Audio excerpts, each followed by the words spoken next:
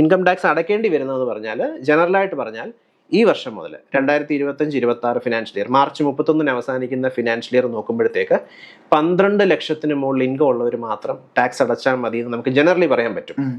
അതേസമയം തന്നെ ചില സ്പെഷ്യൽ റേറ്റ് ഓഫ് ടാക്സ് ഉള്ള കേസുകളുണ്ട്. അതായത് ഷെയർ മാർക്കറ്റിലെ സെയില് പർച്ചേസ്, അതിനകത്ത് സെയിലിനകത്ത് വരുന്ന ലാഭം, പിന്നെ പ്രോപ്പർട്ടി പർച്ചേസ് സെയിലുള്ള ലാഭം, അന്നേരം സ്പെഷ്യൽ റേറ്റിലുള്ളതാകുമ്പോഴത്തേക്ക് അതിനകത്ത് ചെറിയ വ്യത്യാസങ്ങൾ വരും. അപ്പം അന്നേരം ഈ പറഞ്ഞ പോലെ ബേസിക് എക്സംഷൻ ലിമിറ്റ് എന്ന് പറയുന്നത് 4 ലക്ഷം രൂപയാണ്. 4 ലക്ഷം രൂപ വരെ ഏത് കേസിലും ഇൻകം ടാക്സ് കൊടുക്കണ്ട.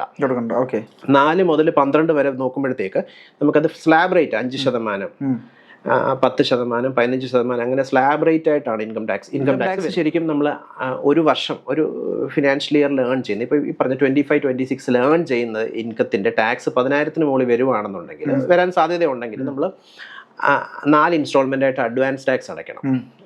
ജൂണ്, സെപ്റ്റംബർ, ഡിസംബർ, മാർച്ച് 15, എല്ലാം ജൂൺ 15, സെപ്റ്റംബർ 15, ഡിസംബർ 15, മാർച്ച് 15.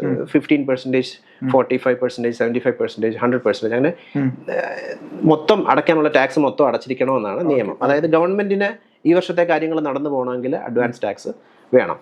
ഇത് ആ സമയത്താണ് നമ്മൾ അഡ്വാൻസ് ടാക്സ് അടയ്ക്കുന്നു. ഇതില്ലെങ്കിൽ നമുക്ക് അടുത്തൊരു ഓപ്ഷൻ ഉണ്ട്, ഇൻകം ടാക്സ് റിട്ടേൺ ഫയൽ ചെയ്യുന്നത്. നോർമലി ഒരു ഇൻഡിവിജ്വലിന് ജൂലൈ 31 സമയം. അതിനകത്ത് ആ റിട്ടേൺ ഫയൽ ചെയ്യുന്ന കൂട്ടത്തിൽ എന്തെങ്കിലും ടാക്സ് ഉണ്ടായിരുന്നെങ്കിൽ ആ ടാക്സിന്റെ ഡിലേ, അഡ്വാൻസ് ടാക്സ് അടയ്ക്കാത്തതിന്റെ ഡിലേ ഉൾപ്പെടെ നമുക്ക് അടയ്ക്കാനുള്ള പ്രൊവിഷൻ ഉണ്ട്.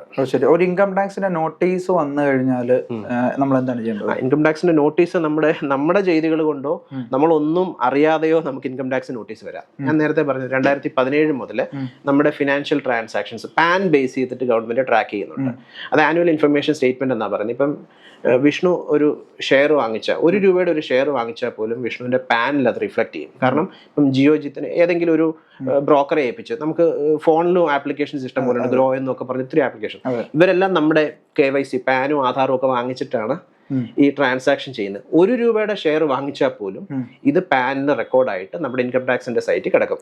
ഇതേപോലെ 60ഓളം ട്രാൻസാക്ഷൻസ് രജിസ്റ്റർ ആവുന്നുണ്ട്. ഈ രജിസ്റ്റർ ആകുന്ന ട്രാൻസാക്ഷൻസിന്റെ ഭാഗമായിട്ട് നമുക്ക് ഇൻകം ടാക്സ് ലയബിലിറ്റി വരുവാണെന്നുണ്ടെങ്കിൽ നമ്മളത് ഇൻകം ടാക്സ് ഫയൽ ചെയ്യണം. അങ്ങനെ ഫയൽ ചെയ്യുന്നില്ല എന്നുണ്ടെങ്കിൽ നമുക്ക് നോട്ടീസ് വരാനുള്ള സാധ്യതയുണ്ട്.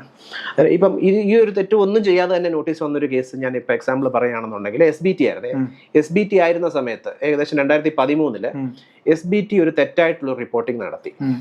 അതായത് ഒരു സീനിയർ സിറ്റിസൺ അന്ന് 2,80,00,000 രൂപ ഇൻട്രസ്റ്റ് കൊടുത്തതായിട്ട് ഒരു തെറ്റായ റിപ്പോർട്ടിംഗ് നടത്തി.